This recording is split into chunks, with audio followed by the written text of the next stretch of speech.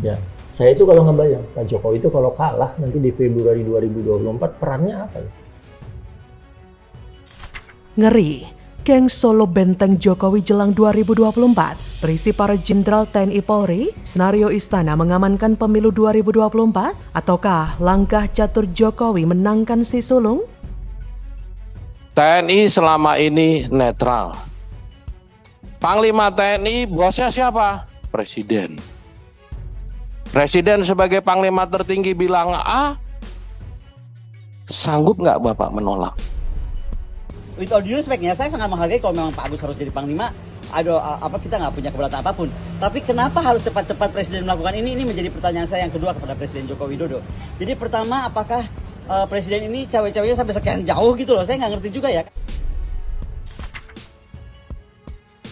Apakah mungkin Jokowi netral dalam Pilpres 2024 ini? Halo, selamat datang di channel Redaksi Jurnal bersama JJ. Sedang viral di media sosial belakangan ini berkaitan dengan pasukan Presiden Jokowi. Disebut-sebut Geng Solo adalah benteng yang sudah dipersiapkan Jokowi sejak lama untuk menghadapi Pilpres 2024. Berikut ulasan lengkapnya seperti dilansir dari Kumparan. Dulu Dandim 0735 Surakarta, sekarang KSAD, dan sebentar lagi Panglima. Dulu Kapolresta Surakarta, sekarang Kapolri. Itulah Agus Subianto dan Listio Sigit Prabowo, dua jenderal geng Solo di pucuk pimpinan TNI Polri. Mereka adalah orang-orang yang bersama Presiden Jokowi sejak di Solo. Kini mereka menjadi benteng Jokowi menjelang masa tarung politik 2024. Geng Solo juga dipasangkan di daerah penting seperti Jawa Tengah yang diprediksi menjadi battleground antara Ganjar Gibran di Pilpres 2024. Di provinsi ini, trio Geng Solo berjaga. PJ Gubernur Jateng Komjen Purnawirawan Nana Sujana, Kapolda Jateng Irjen Ahmad Lufi, dan Pangdam 4 Diponegoro, Maijen Widi Prasetyono. Nana dulu merupakan Kapolresta Surakarta 2010-2011, Ahmad Lufi Wakapolresta Solo 2011, dan Widi Dandim 0735 Surakarta 2011-2012. Di tangan mereka, Jawa Tengah akan melewati pemilu sengit, sebab lumbung suara PDIP itu kini diincar Prabowo Gibran. Menurut Ari Junaidi, doktor komunikasi politik yang bergabung dengan tim kampanye Jokowi di Pilpres 2019, pemilihan orang-orang Jokowi di posisi kunci saat ini merupakan senario lengkap istana untuk mengamankan pemilu.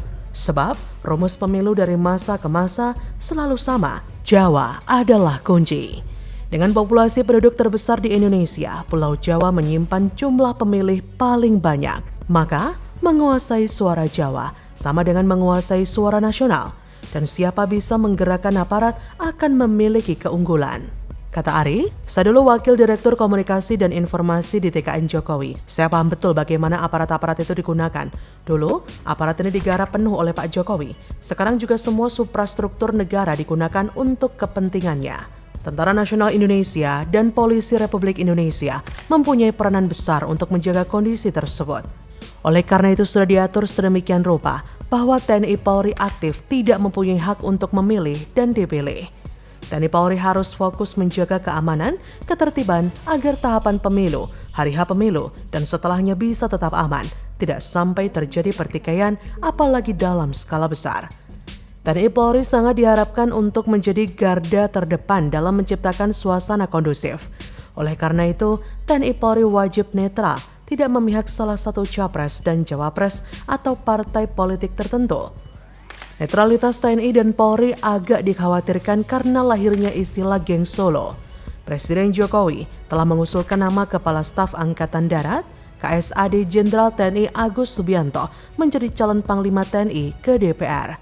Agus Subianto diproyeksikan menggantikan Laksamana TNI Yudo Margono yang akan memasuki masa pensiun. Penunjukan Agus Subianto sebagai Panglima TNI semakin mengokohkan Geng Solo di lingkaran Presiden Jokowi. Agus Subianto pernah menjabat sebagai Dandim 0735 Surakarta ketika Jokowi menjabat sebagai Wali Kota Solo. Sebelumnya, Jokowi juga memilih Jenderal Polisi Listio Sigit Prabowo sebagai Kapolri.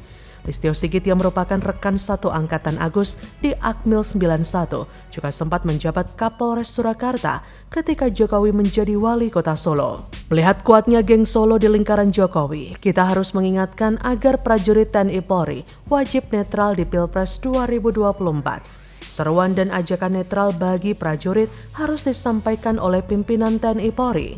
Siapapun panglimanya, orang dekat Jokowi atau tidak, geng Solo atau tidak, TNI harus netral, Polri juga sama. Jangan sampai ada pengerahan prajurit untuk cawe-cawe di Pilpres 2024. Keterlibatan perangkat negara akan merusak suasana pesta demokrasi 5 tahunan itu. Lembaga negara harus benar-benar mampu menunaikan tugasnya tanpa dipengaruhi perasaan, hutang budi, apalagi hubungan darah. Putusan MK terkait batas usia Capres-Cawapres menjadi noda demokrasi kita dalam memberantas KKN. Jangan sampai kenetralan TNI dan Polri diragukan oleh publik karena gestur politik yang mengkhawatirkan. Jadi, bagaimana menurut Anda?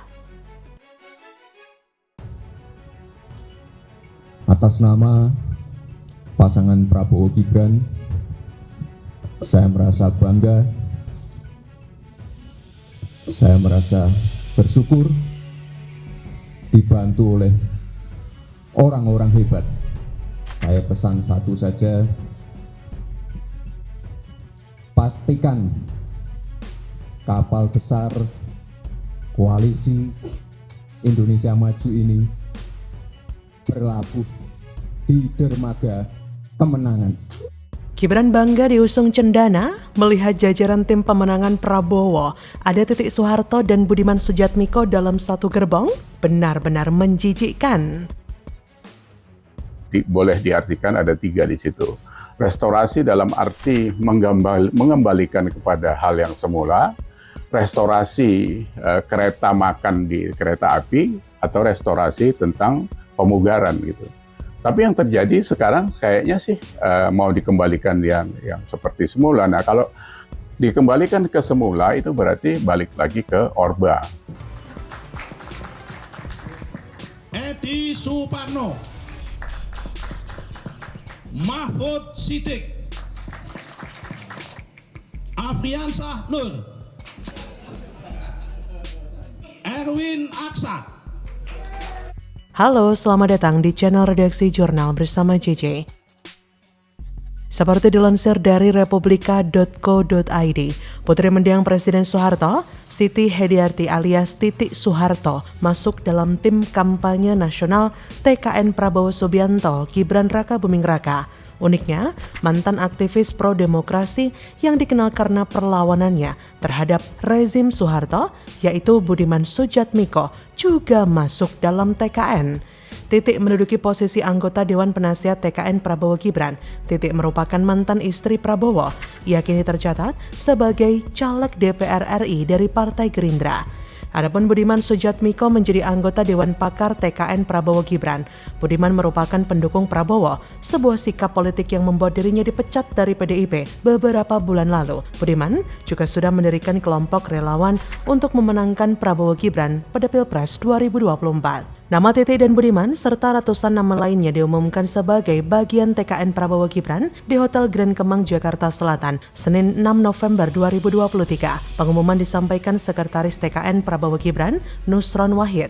Kata Ketua Umum TKN Prabowo Gibran, Rosan Roslani, dengan lengkapnya susunan TKN ini kita siap untuk gaspol memenangkan pasangan Capres-Cawapres Prabowo Gibran dalam Pilpres 2024 mendatang.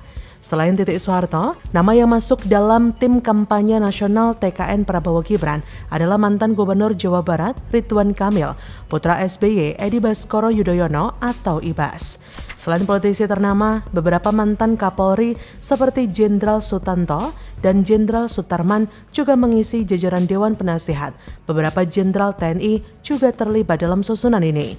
Sementara itu di deretan bendahara TKN Prabowo Gibran, ada nama keponakan Menteri Koordinator Bidang Maritim dan Investasi Luhut Binsar Panjaitan, Pandu Satria Syahrir. Saat pengumuman komposisi tim kampanye tersebut, Gibran Rakabuming Raka pun turut hadir. Ia mengaku bangga dan bersyukur mendapatkan bantuan dari orang-orang yang hebat yang ahli di bidangnya masing-masing. Kata Gibran, "Saya pesan satu saja Bapak Ibu semua yang tergabung dalam tim TKN ini, saya pesan satu saja. Pastikan kapal besar Koalisi Indonesia Maju ini berlabuh di dermaga kemenangan." Wah, sungguh lucu bukan?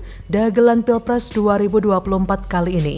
Bagaimana yang diculik dan menculik bahu-membahu dalam satu kubu untuk meraih kekuasaan. Saya hampir ngakak guling-guling loh melihat nama Budiman Sujatmiko yang selama ini dikenal sebagai aktivis 98 memenangkan sosok yang santer dikabarkan sebagai penculik.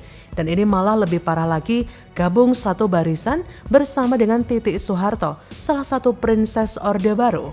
Mau dukung ya silakan sebenarnya. Bagi yang memang dari awal mendukung sebenarnya tidak masalah ya. Tapi lucunya bagi mereka yang dulu melawan habis-habisan malah menjadi penjilat dan memuja layaknya raja.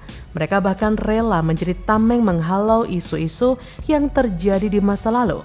Seperti yang tadi saya bilang, dulu teriak jangan pilih penculik, tapi kemudian berubah menjadi pendukung penculik. Urat malu sudah putus, sehingga tidak malu-malu menampilkan kekonyolan di depan publik. Memang dalam politik tidak ada kawan atau lawan, yang ada hanya persamaan kepentingan. Tapi mereka yang banting setir mendukung, padahal dulunya melawan mati-matian, ini ibarat bawa mobil kencang, tiba-tiba langsung balik kanan, banting setir tanpa rem ke arah yang berlawanan. Terlalu ekstrim. Terbalik tuh mobil. Jadi memang tidak salah jika Jarod Saiful Hidayat kemarin menyebut pasangan Capres-Cawapres Prabowo Gibran sebagai Neo Orba masa kini. Lihat saja, ada cendana di sana. Saya jujur sempat masih ada harapan pada Mas Gibran ya, tapi kini setelah melihat dengan jelas dan memang nyolok mata, saya benar-benar sudah fucked up dengan pasangan si tua dan si muda ini. Jadi, bagaimana menurut Anda?